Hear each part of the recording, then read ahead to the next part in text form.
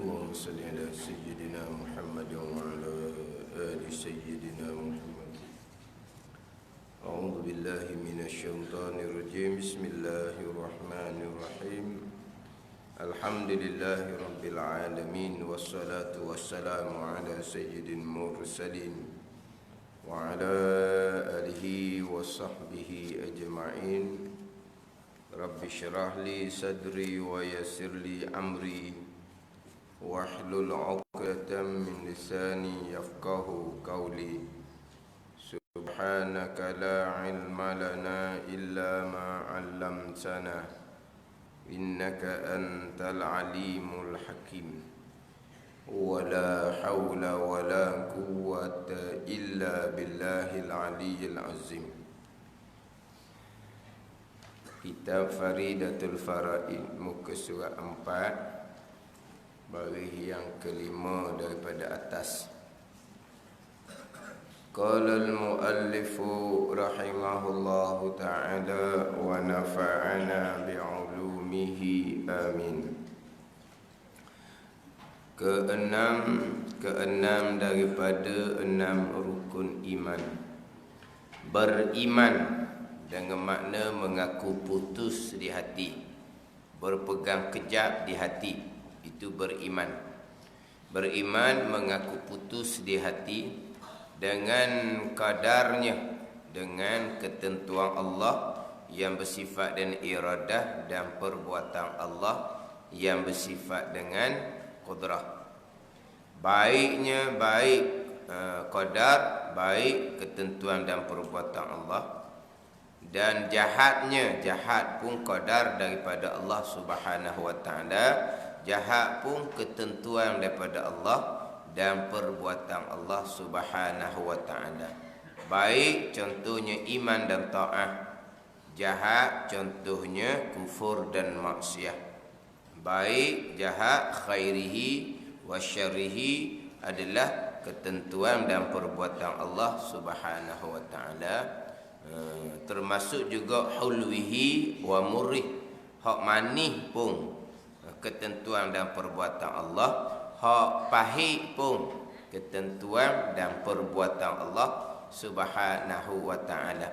Artinya bahawasanya sekalian perkara, kesemua perkara, sama ada elok seperti taat atau keji seperti maksiat, sekalian perkara hasil ia, berlaku ia, jadi ia iskan perkara dengan perbuatan Allah Subhanahu wa taala. Kesemua yang berlaku adalah perbuatan Allah Subhanahu wa taala, sama ada perkara baik, perkara elok, sama ada perkara jahat, perkara keji, kesemuanya berlaku jadi dengan perbuatan Allah Subhanahu wa taala, keesaan pada perbuatan. Kesemua yang berlaku adalah perbuatan Allah Subhanahu wa taala yang bersifat dengan qudrah. Ini keesaan pada perbuatan, mentauhidkan Allah Subhanahu wa taala dengan bahawa mengesakan Allah pada zat, mengesakan Allah pada sifat, mengesakan Allah pada perbuatan, dengan bahawa sekalian perbuatan yang berlaku, baik ke, buruk ke, besar ke, kecil ke, yang berlaku di bumi, di langit ke, yang berlaku di dunia, di akhirat ke, sekalian perkara yang berlaku adalah perbuatan Allah Subhanahu wa taala.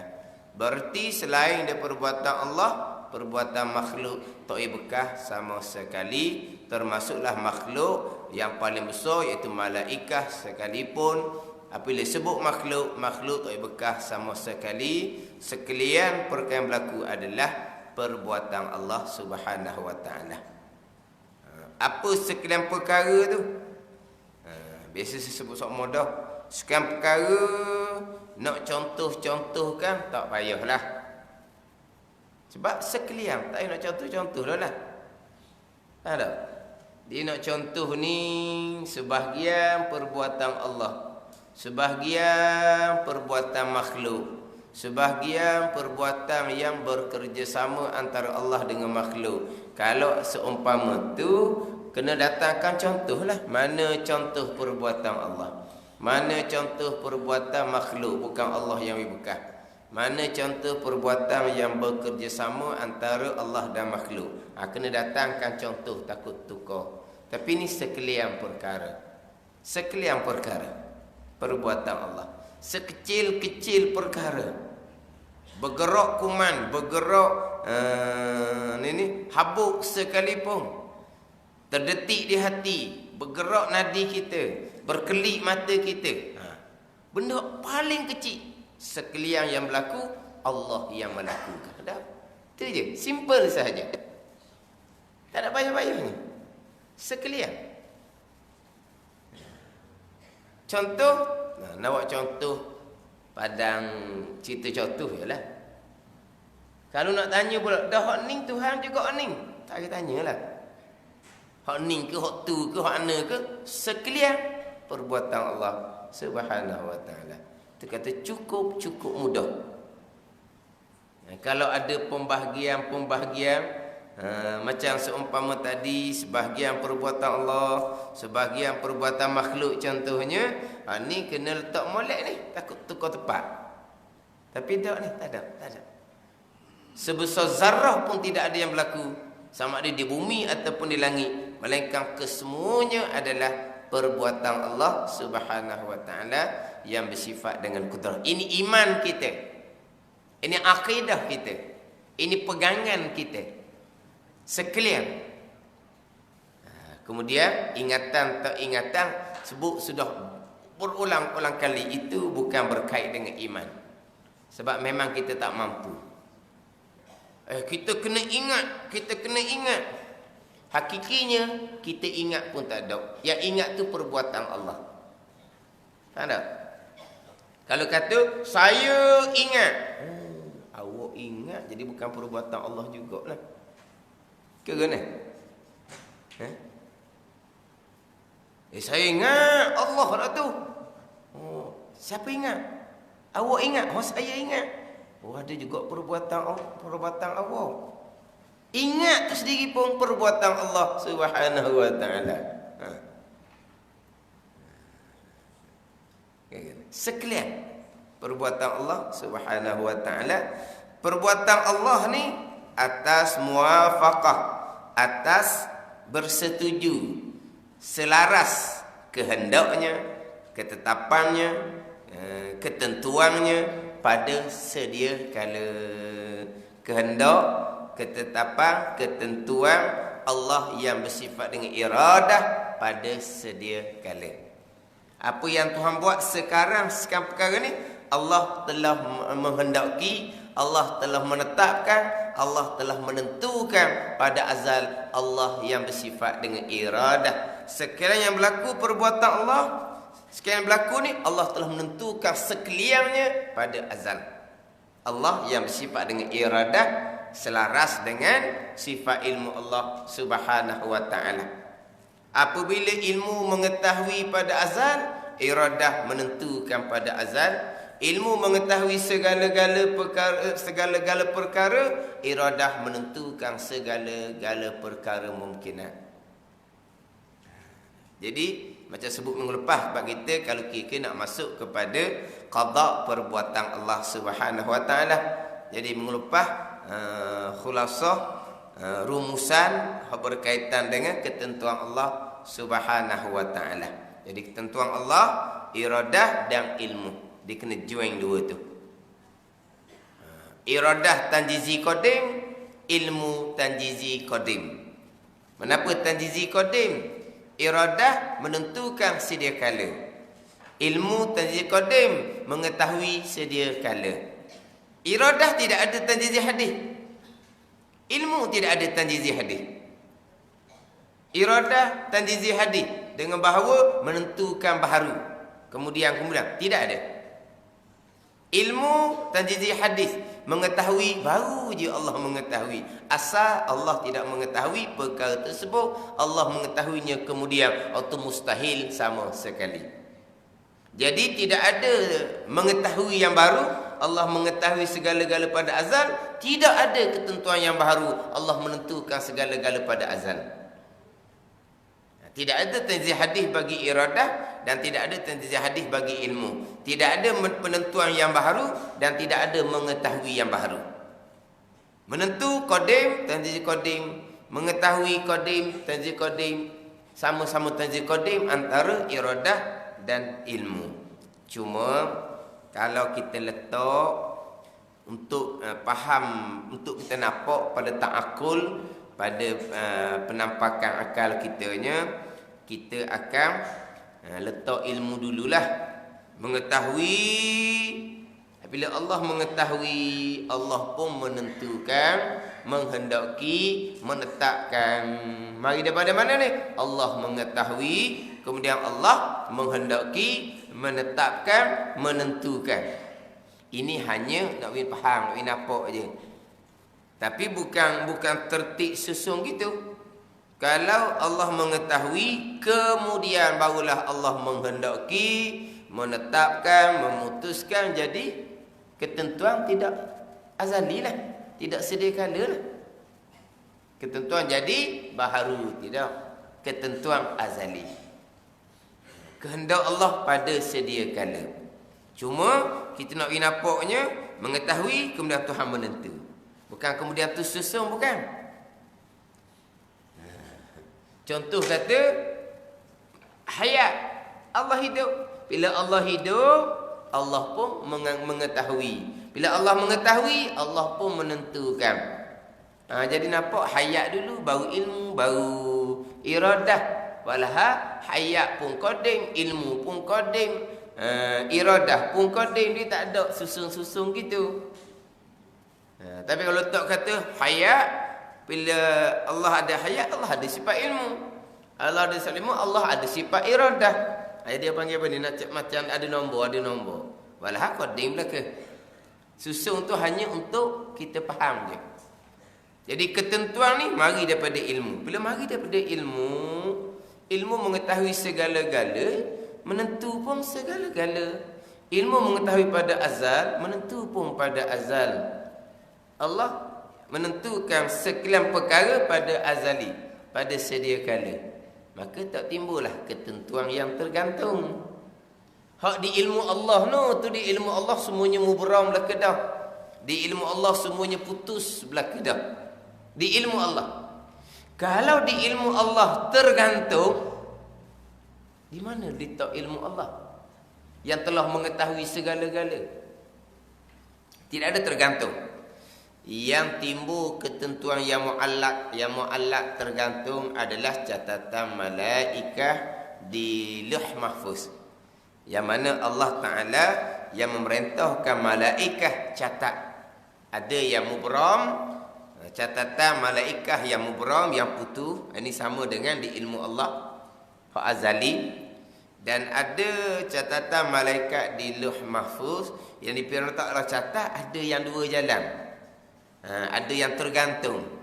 Antara dua jalan ni, satu jalan yang selaras dengan azali, yang akan berlakunya adalah yang selaras dengan azali. Artinya hakiki tidak ada yang tergantung. Yang tergantung hanya di catatan malaikah yang Allah perintah malaikat catat dengan tergantung seumpama tu. Kenapa Allah Ta'ala perintah malaikat catat dengan tergantung? Hikmahnya setengah mengatakan untuk menggalakkan kita berusaha. Tapi hikmahnya serah kepada Allah Subhanahu wa Ta'ala. Sebab mana yang mubram, yang putus di Lauh Mahfuz, mana yang mu'allaq, yang tergantung di Lauh Mahfuz pun kita tak tahu. Itu kita tak tahu. Itu ghaib belaka. Malaikat yang tukang catat, malaikat yang tukang jaga, malaikat tahulah catatan di Lauh Mahfuz. Tapi bagi kitanya ghaib. Hak mana yang tergantung bagi kitanya? Dalam persoalan rezeki kita ke? Dalam persoalan ajal kita ke? Hak mana yang tergantung? Ini semua perkara gaib.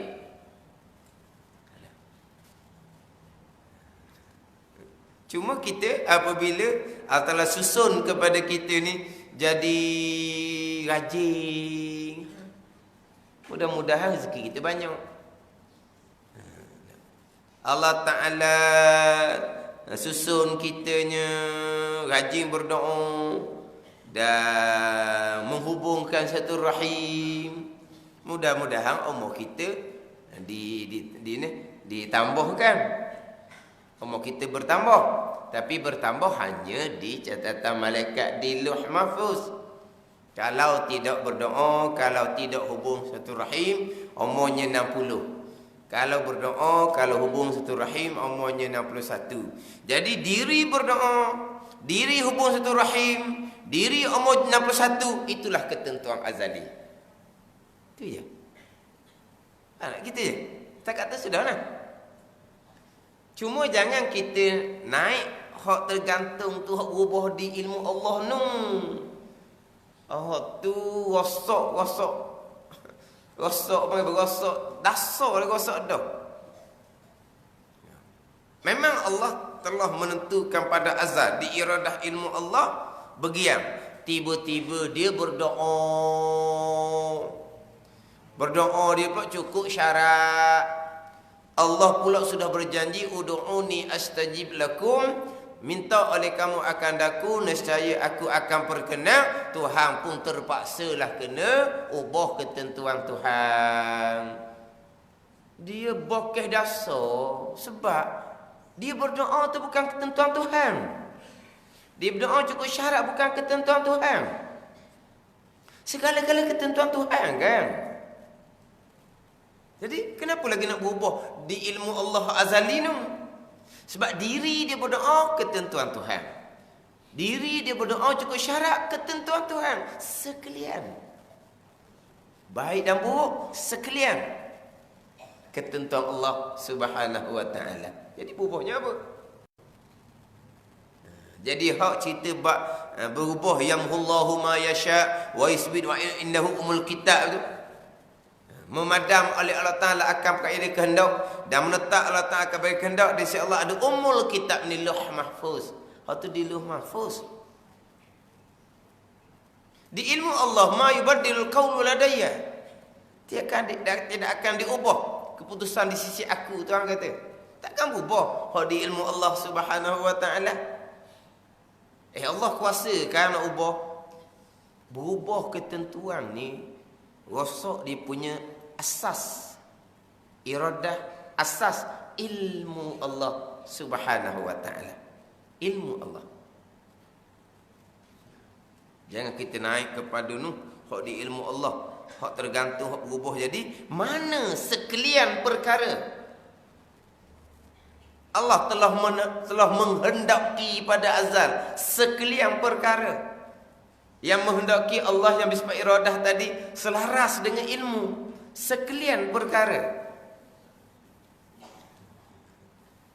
Tapi saya pernah dengar hak beratnya, Allah nak tengok dulu sampai masa sama ada dia hubung silaturahim ataupun tidak. Dihubung silaturahim, umur ada tu lebih-lebih sikit lah. Sebab kalau dia mati banyak orang duk bunyi, oh tak ada dah dia baik sungguh dengan orang. Orang baik-baik ni cepat mati. Jadi orang akan bunyi gitu. Tuhan pun tambah. Tuhan tengok dulu depan masa. Tengok dia baik balah dengan orang. Umur ada tu sepatut kena kurang lagi dah. Balah habis dengan orang. Jadi Tuhan pun tak tambah.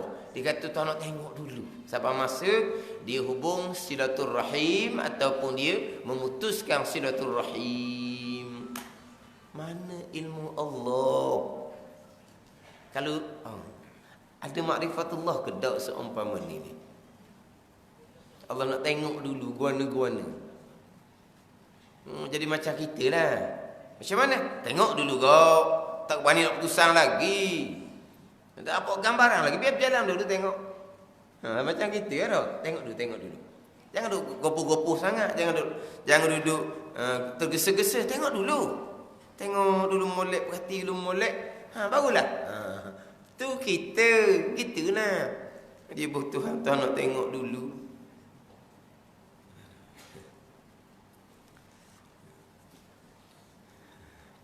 Hak jenis tergantung ni kita. Buat mesyuarat apa semua, satu-satu perkara, kita tahu kita tidak buat keputusan lagi.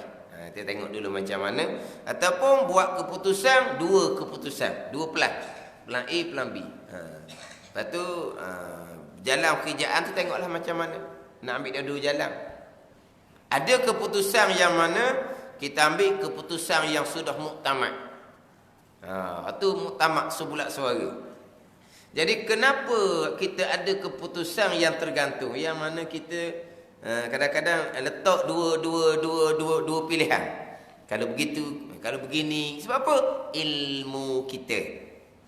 Bukan yang kita kata keputusan yang sudah muktamad, berjalan separuh jalan terpaksa kena ubah balik keputusan yang sudah muktamad. Kenapa? Kerana ilmu kita.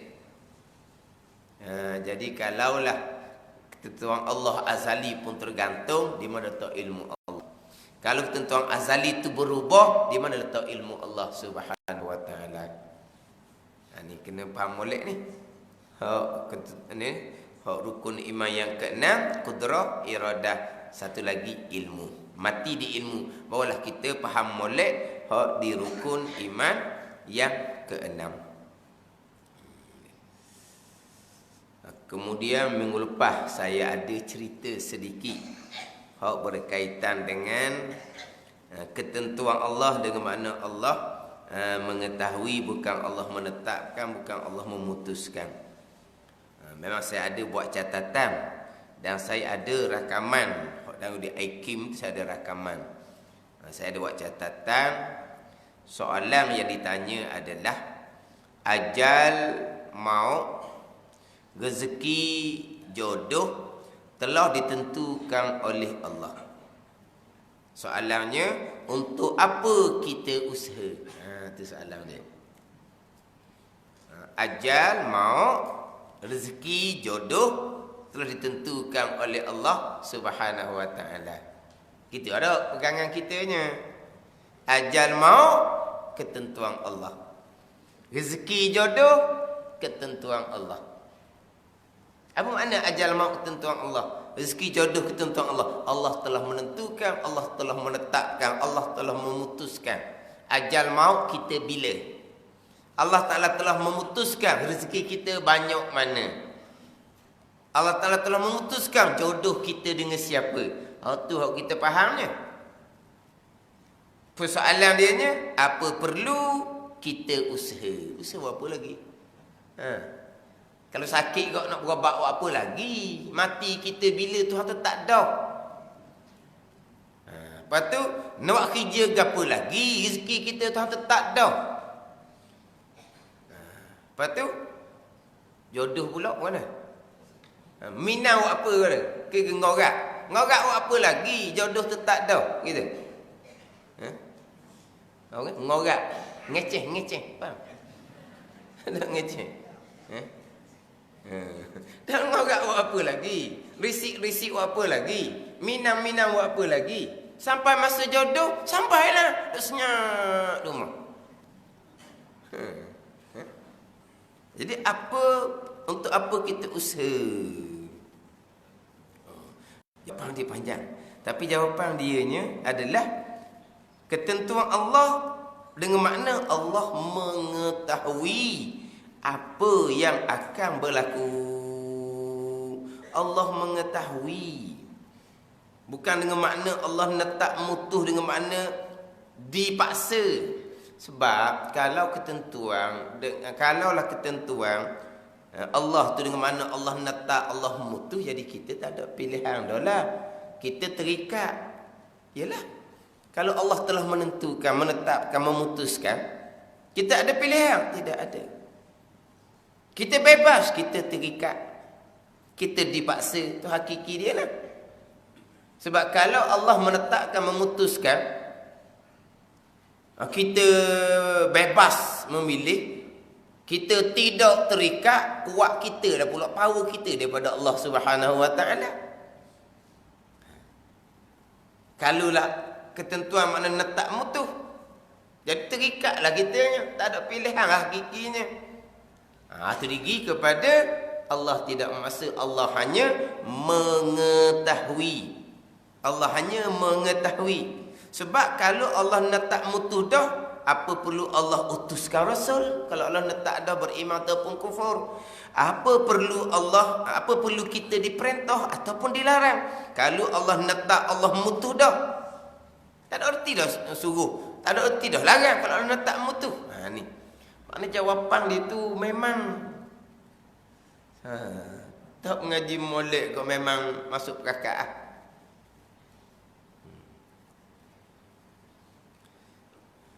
Mana kalaulah takdir itu tidak boleh diganggu gugat dengan makna menentu, menetap, memaksa, dia tu, maka tak ada erti, tak ada makna Allah utuskan Rasul.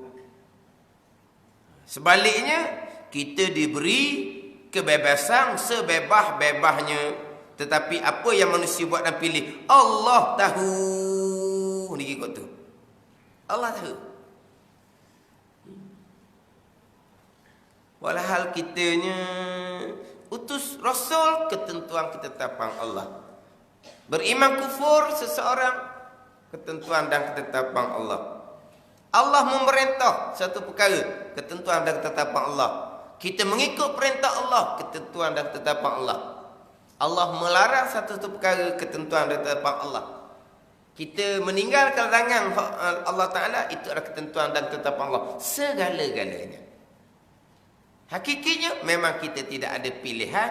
Hakikinya memang kita terikat. Hakikinya memang kita dipaksa. Telah diprogramkan tu hakiki dia. Tapi pada zahirnya, mukhtaran zahira, majburan batina dalam kitab tauhid. Pada zahirnya kita bebas, kita tidak terikat. Tapi hakikinya apa yang berlaku semuanya terikat dengan ketentuan dan perbuatan Allah Subhanahu wa ta'ala. Sebab macam mana tidak terikat dengan ketentuan Allah? Ketentuan Allah azali. Yang berlaku sekarang ini perbuatan Allah. Takkan perbuatan Allah lari daripada ketentuan Allah. Jadi apa yang kita lakukan sekarang, itulah perbuatan Allah. Yang mana Allah Ta'ala perbuat muafakat dengan ketentuan azali. Gitu ya. Tapi zahirnya macam sekarang lah. Zahirnya macam sekarang. Kita bebas memilih. Bebas memilih. Bebas menghendaki. Bebas melakukan apa-apa perkara. Bebas. Tak ada terikat-terikat pada zahirnya. Tapi apa yang berlaku sekarang perbuatan Allah muafakat dengan ketentuan Allah pada azal.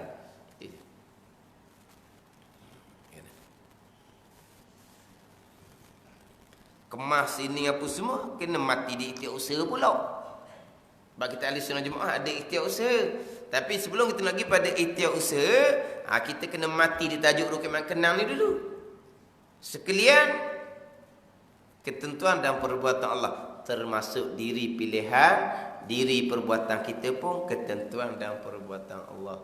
Dan kalau diri pilihan dan perbuatan kita pun ketentuan Allah dan perbuatan Allah, kita tak ada apa-apalah kalau kita kau. Dan jawapannya macam mana?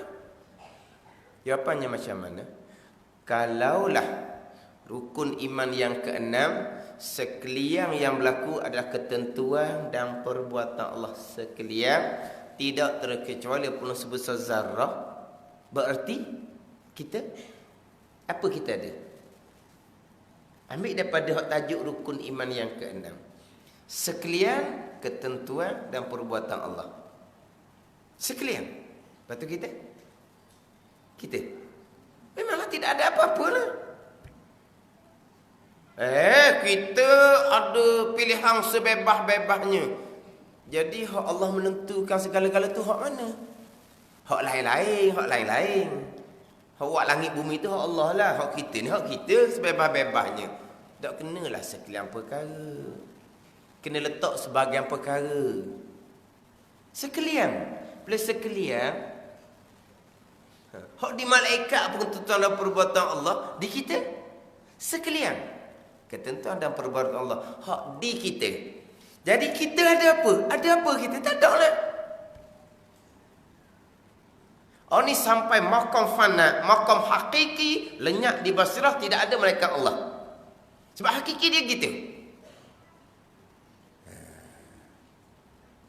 Tapi kita duduk maqam asbab. Asbab macam biasalah kita. Maqam asbab kita ni. Maqam asbab. Kita melakukan asbab. Waktu kita buat, waktu kita buat, waktu kita buat. Pegangan kita tak lari daripada rukun iman yang ke-6. Tapi di ingatan hati kita, ingat perbuatan Allah. Tu jarang-jarang. Tu bab lain tu. Tu bab lain. Kita berpegang, kita ada pilihan dan perbuatan sebab kita duduk makam syariat. Tak ada gitu lah. Maknanya, kita duduk makam syariat kita ni, kita mengaku putus di hati hak rukun iman yang ke-6 ni, selesai dah. Hak berlaku di kita zahir ni bebas. Dan perasaan di hati kita pun kita bebas. Tak ada apa-apa pun tu. Tapi pergi pada bab pegangan, sekalian. Zahir bebas pun, hakikinya hak bebas tu adalah perbuatan dan ketentuan Allah Subhanahu wa taala. Kata dia.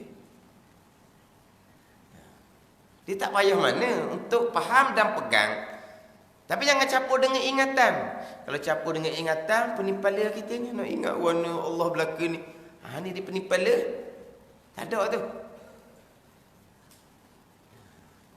Kita diperintah mengingati Allah Subhanahu wa taala. Ingat akan hukum hakam Allah Subhanahu wa taala. Ingat tugas-tugas kita mengabdikan diri kepada tu ya. Nak ingat bab qada dan qadar Allah ni luar kemampuan kita. Cuma kita buat tu mula-mula bismillahirrahmanirrahim. Sudah alhamdulillah. Kita balik kepada Allah. Balik pada Allah disebut zikir di lidah sahaja. Zikir di hati tidak ada. Walaupun di lidah kita zikirnya bismillahirrahmanirrahim. Tapi ingatan hatinya kita belaka. Siap lidah kita berzikir alhamdulillah. Kembalikan kepujian pada Allah. Sebab apa? Terhasil semuanya datang daripada Allah. Zikir di lidah yang disunatkan kepada kita.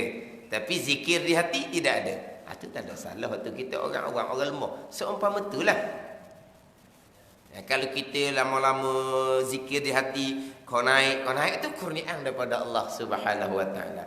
Bukan kata orang yang lupa kepada pekerjaan ketentuan Tuhan ni orang comel, bukan. Tapi itulah kedudukan kita. Oleh kerana kita duduk lala ginilah. Taat, kadang-kadang derhaka, kadang-kadang taat, kadang-kadang derhaka. Sebab apa? Taat, lepas tu derhaka pula. Semayang, lepas tu ngupak pula. Apa dia gitu? Semayang taat dah tu. Sudah semayang ngupak. Apa gitu? Sebab kita orang lalai. Orang lalai ni mudah diperdaya oleh syaitan. Hati kita. Orang hati yang mana? Hati zulmah. Hati zulmah. Hati tidak suci. Sebab itulah kita bukan kata di luar semayang kita mengumpat. Di dalam semayang pun kita merancang macam banyak pekerjaan. Siap masuk dalam semayang. Siap kerja dalam semayang. Siap. Dalam semayang tu siap masuk. Siap kerja. Lidahnya berzikir, membaca, bertasbih. Lidahnya bertasbih. Lidah. Tapi hati? Sebab begitu. Itu hati orang awam. Hati yang zulmah. Kita banyak kelalaian. Kelalaian tidak salah. Hak salah kitanya, kita banyak dosa. Kita banyak dosa.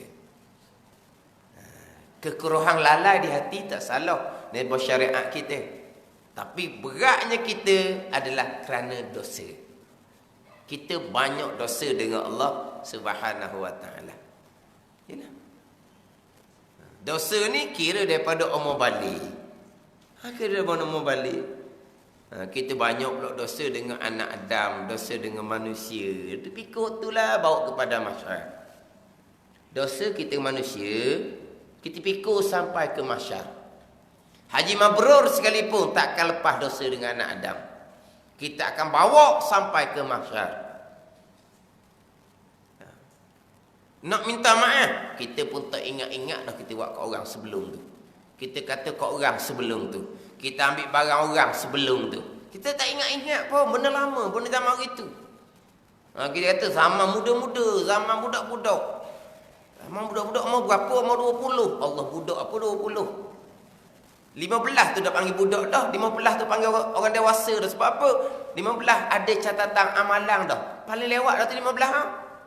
Kalau balik sebelum 15, catatan amalan dia lagi awal. Ni semua dah ada di kita ni.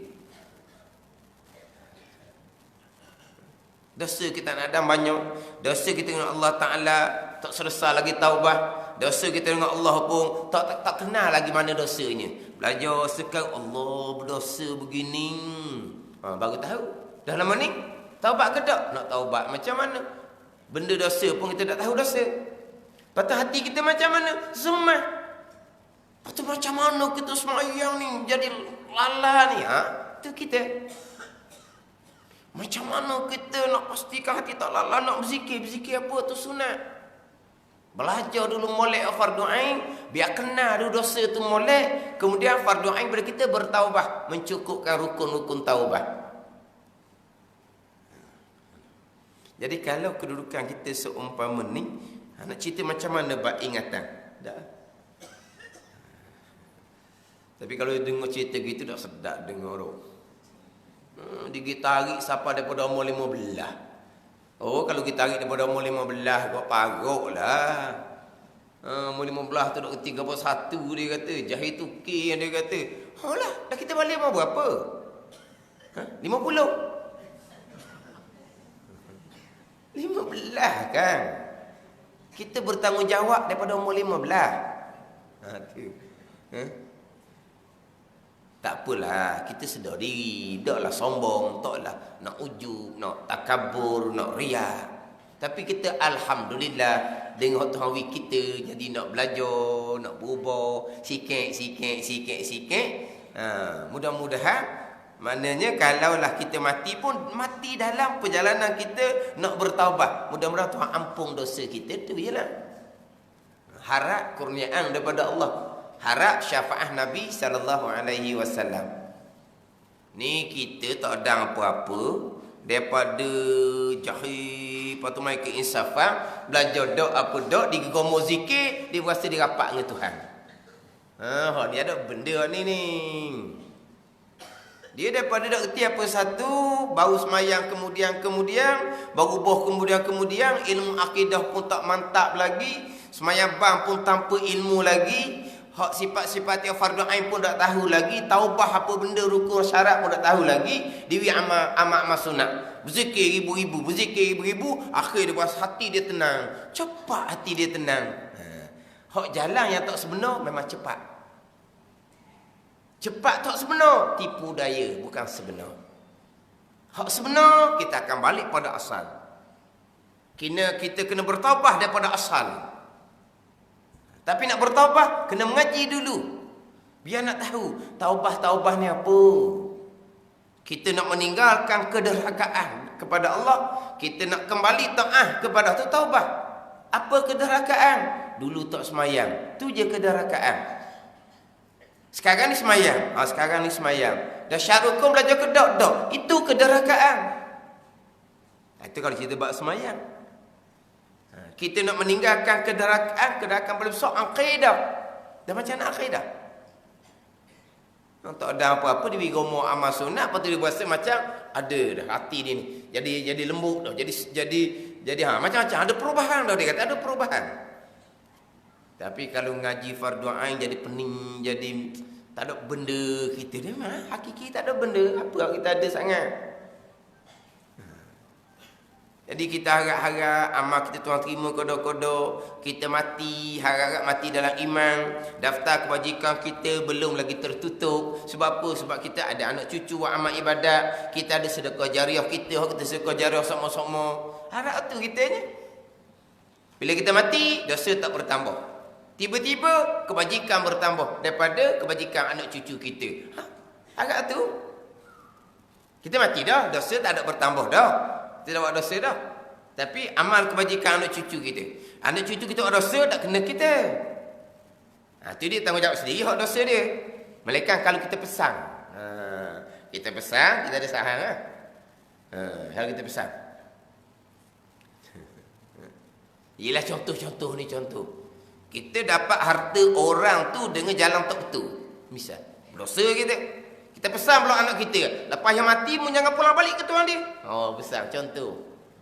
Anak pun tak pulang balik, sebab dia pesan. Walau dia dapat harta dengan jalan yang salah. Paruk dosa ayah. Walaupun mati dah pun.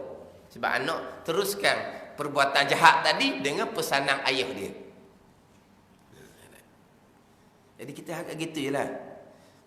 Betul akidah molek. Pastikan akidah kita yang sebenar. Moga-moga amal kita Tuhan terima. Lepas tu kita mati pun daftar kebajikan kita masih lagi dicatatkan kebaikan anak cucu kita dan sedekah jariah yang kita duk sedekah lama kening. Gitu je lah. Sebab kalau kita belajar fardhu ain molek, kita kenal dirilah. Kita mudah jadi riya, ujub, takabur ni. Kita tak ngaji fardhu ain. Kadang kita tak kenal diri. Kita ngaji ilmu zahir-zahir tak cukup. Ngaji juga bab semayang. Bab semayang saja je ngaji. Bab tasawuf, bab kesucian hati macam mana? Tak ngaji. Takkan kenal diri. Hak paling besarnya akidah pun tak ngaji. Ngaji bab semayang dia. Tu lagi berat.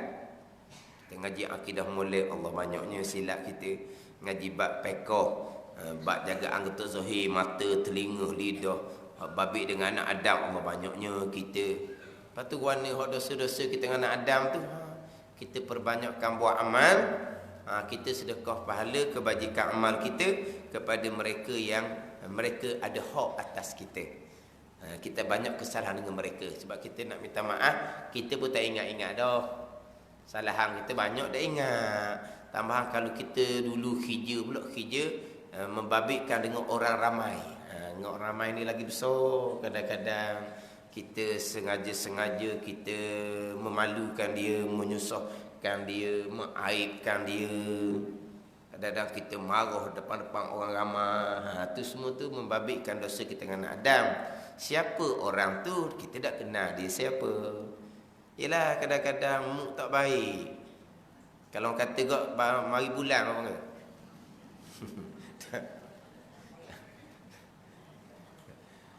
Tu nampak mood tak baik tu lah. Tu ada tu. Jadi kita pun ikut lepas mulu. Dah orang nak kita kan. Orang berhajat kita, orang mari cari kita. Padahal kita nak gana pun. Tu banyak perkara tu membabitkan kita dengan manusia. Sebab itulah kita khidmat dengan manusia. Kalau kita jaga hukum molek, besar pahala. Kalau tak jaga hukum molek kau, banyaklah kesalahan. Lepas tu macam mana? Kita tak kenal dah siapa. Kita buat amal ibadat, kita istighfar. Termasuklah kepada mereka-mereka yang kita ada salah dengan mereka. Sampai mahsyar, kita menghadap Allah Ta'ala bukan menghadap dengan kosong. Dia ada salah dengan awak ni, awak ada salah dengan dia begini-begini. Lepas tu kita pun, mana Tuhan pun tunjuklah kita ni buat amal kebajikan, hadiah pahala kepada dia. Jadi mudah-mudahan, ni semua bergantung pada Allah. Mudah-mudahan Allah Ta'ala buka hati dia, maafkan kita sebab kita ada hadiah pahala ke dia. Mudah-mudahan. Faham tak ni?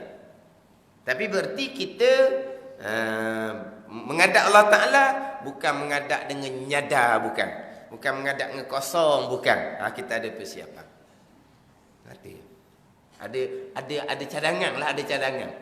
Amal ibadah yang kita hadiah pahala kepada mereka-mereka yang kita ada salah dengan mereka. Hadiah pahala kita tak kurang. Tak seduk mikir Allah hadiah pahala ke orang, lepas tu kita dah lah pahala sikit. Pahala kita tak kurang. Tak ada masalah tu. Itu jalan kita nak bertaubat sebab nak minta maaf. Nak minta maaf dengan siapa? Takkan kita nak elang dalam FB. Tunjuk muka ni. Kerja sini. Siapa-siapa yang ada saya salah dengan dia, pada masa dia berurusan dengan saya di pejabat, datanglah berjumpa dengan saya. Siaplah gitu. Tak payahlah. Kan? Dia nak cerita kita tu gitu. Lepas tu timbul macam mana hati kita. Nak kira hati ikut mana? Tuhan wi kita hati nak belajar, Tuhan bubuh di hati kita nak beramal, so dah kitanya. Tapi dalam keadaan kita gitu, amal kita, semayang kita gitulah. Masuk semayang je, hati kita pun mula musing. Macam-macam. Kodok-kodok kita jaga lari. Itu keadaan kita. Bukan kata nak ingat akan ketentuan dan perbuatan Allah. Nak jaga hukum hakam pun. Tadi sebutkan kita kena ingat akan hukum hakam Allah. Kita nak bercakap, kita bercakap ni baik ke tak dari segi hukumnya? Kalau kita cakap ni jahat dari segi hukum, nak ingat hak tu. Hak tu pun tak ingat ni. Cakap dulu, mikir ke dia. Tahu? Orang apa tu? Lidah dengan otak orang. Kan dia katakan dia kena otak dulu barulah turun lidah tau. Lidah dulu pelepah. Allah salahnya lah. Orang mikir ke dia. Lepas tu nak minta maaf. Sombong. Takkan nak minta maaf, jatuh tengok. Jadi hukum hakam pun kita tak ingat pun. Macam mana kita nak ingat akan ketentuan dan perbuatan Allah? Tak mampulah kitanya. Tapi pegangan kita sekalian perkara. Ketentuan dan perbuatan Allah Subhanahu wa ta'ala sekalian perkara. Termasuk diri pilihan kita, termasuk diri usaha kita. Yang mana kita memang berusaha, Panjang masa kita berusaha. Memang kita berusaha. Usaha kita itulah ketentuan dan perbuatan Allah Subhanahu wa ta'ala. Saya cerita waktu dahulu kekal dalam bab ketentuan, tapi perbuatan Allah sekali dah. Cuma saya sebut terdahulunya nak masuk di tajuk perbuatan Allah Subhanahu wa ta'ala. Qada perbuatan Allah Subhanahu wa ta'ala. Perbuatan Allah Subhanahu wa ta'ala yang bersifat dengan kudrah. Kesekian yang berlaku adalah perbuatan Allah Subhanahu wa ta'ala. Selain dari perbuatan Allah tidak bekas sama sekali. Sebaliknya, jikalau berpegang perbuatan yang berlaku bukan perbuatan Allah Subhanahu wa ta'ala, perbuatan makhluk. Perbuatan makhluk. Contohnya, pisau memutuskan, api menghanguskan, air menghilangkan dahaga. Contohnya. Itu zahirnya perbuatan makhluk. Tiba-tiba kita berpegang memang makhluk yang bekas. Putus perbuatan pisau secara semula jadi. Pegangan kita. Api menghanguskan secara semula jadi. Air menghilangkan dahaga semula jadi. Nasi mengenyangkan semula jadi. Tabi'i semula jadi. Itu kafir ijma' ulama. Pegangan kita. Pegangan. Hak dia cakap tu, cakap sebab tu tak salah. Cakap asbab tajam molek pisau, putus. Api kuat molek, campur dengan angin pula kuat, sekejap je licin. Jumpa air, minum air, hilang dahaga. Makan nasi, kena selera molek, kenyam dek. Itu hanya cakapan asbab. Kita cerita ni pegangan. Cakapan sebab tu tak salah. Ini pegangan kita. Kita berpegang di akidah kita. Kita putus di akidah kitanya bahawa pisau yang memutuskan secara semula jadi. Api menghanguskan secara semula jadi. Ini kafir ijma' ulama. Kafir ijma' ulama. Tak ada khilaf ni. Jadi macam mana kita nak pastikan pegangan kita ni Allah yang memutuskan, Allah yang menghanguskan. Hal tu kena tanam dengan ilmu akidah. Kena pacok dengan ilmu akidah. Sebab zahirnya pisau. Daripada kita budak lagi dah. Jangan main pisau luka. Jangan main api hangus rumah. Ada? Kan budak-budak kan? Pisau api kan. Dia tak boleh main pisau-pisau tajam-tajam ni. Luka. Dan memang zahir dia gitu. Pisau lah jadi luka zahir dia. Macam mana kita nak berpegang? Yang melukakan, yang memutuskan sekaliannya adalah perbuatan Allah. Kena tanam dengan ilmu akid. Ini benda gaib. Ini perkara gaib. Kalau tak tanam kepercayaan, putus ni perbuatan Allah, macam mana kita nak percaya di hati kita yang memutus tu Allah Ta'ala? Sebab hak berlaku pada Nabi Ismail AS tu, hak tu pakai mencari adat. Sembelih Nabi Ismail tak luk tu. Kalau tidak, pisah putus, pisah luka, api hangus. Jadi macam mana kita nak berpegang? Allah yang memutuskan, Allah yang menghanguskan. Kena tanam ilmu akidah. Ilmu mengenal Allah Subhanahu wa Ta'ala. Mengenal Allah buat apa? Tu Allah buat. Putus Allah buat. Hangus Allah buat. Ini benda gaib. Buktikan putus Allah buat. Nak buktikan mana benda gaib? Buktikan hangus tu Allah buat bukan api. Nak buktikan macam mana? Benda gaib nak buktikan macam mana? Kalau tanya kita, buktikan kewujudan malaikat. Boleh buktikan? Tak boleh. Ke ada alat moden sekarang boleh. Boleh apa ni? Boleh cari malaikat. Kan alat-alat tu kan, teropong-teropong ke. Tak boleh nak buktikan ini benda gaib. Buktikan alam barzah. Tak buktikan macam mana? Bubuhlah rakam apa pun dalam kubur tu, tak ada apa dalam tu. Buktikan alam barzah. Ini benda gaib, nak buktikan macam mana? Sama juga. Putus perbuatan Allah, hangus perbuatan Allah. Buktikan.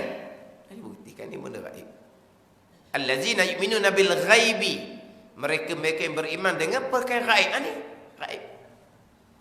Perkara gaib kita kena cerita, kena ajar. Kalau tak ajar pegang hak gaib ni, kita pun akan berpegang hak zahir. Kita berpegang dengan akidah kita hak zahir. Apa zahirnya? Pisau memutuskan, melukakan.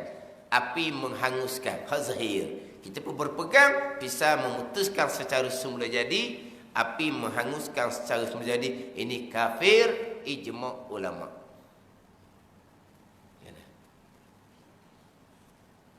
Zahir dah gitu. Cakap sebab pula gitu pula. Pisau api, pisau api. Cakap sebab.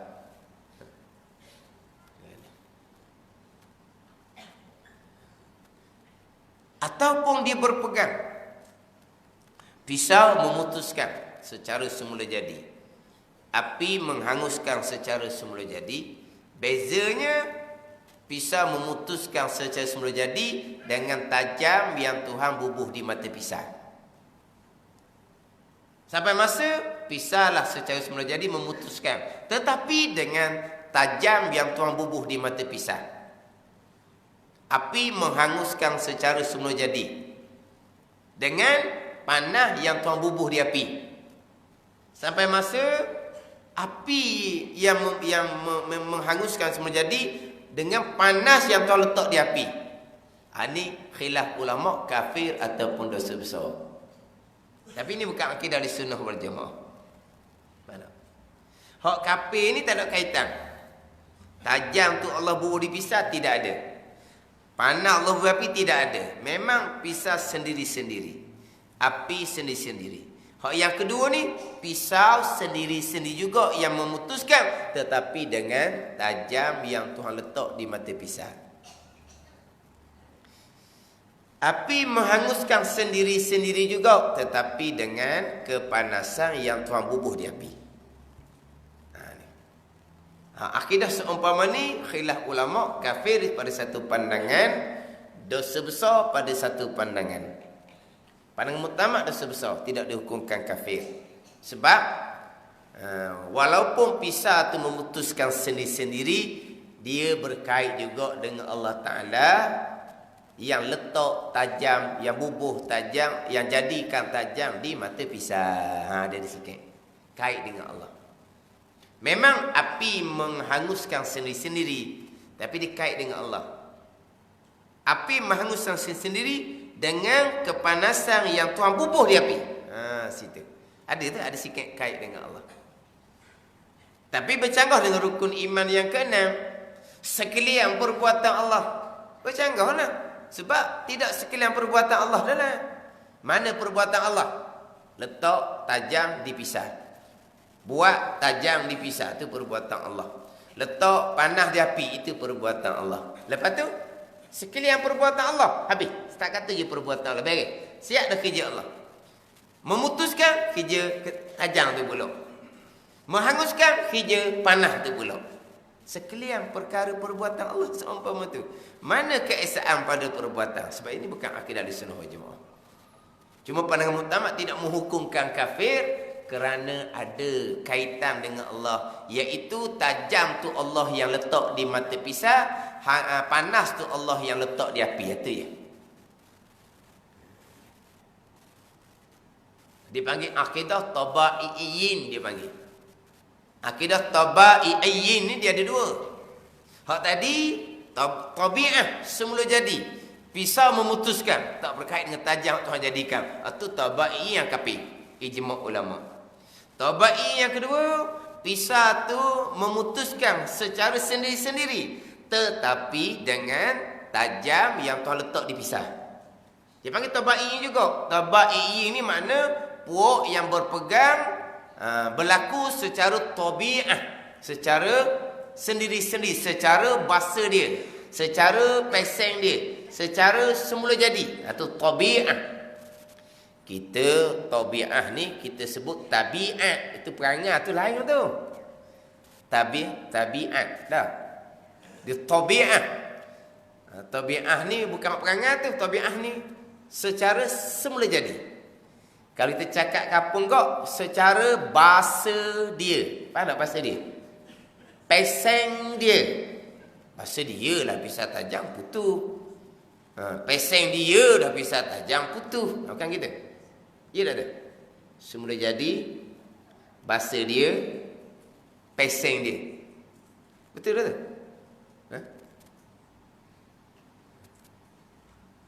Kalau kita cakapkan bahasa dia tu apa? Tengah kita. Ataupun peseng dia. Peseng dia dah perangai tau. Peseng dia lah gitu dah duli kat orang. Kan? Peseng dia dah begitu. Dah duli kat orang ni. Kita bukan maksud tu kita nak semula jadilah semula jadi. Mana begitulah. Pisau memutuskan, api menghanguskan, semula jadi.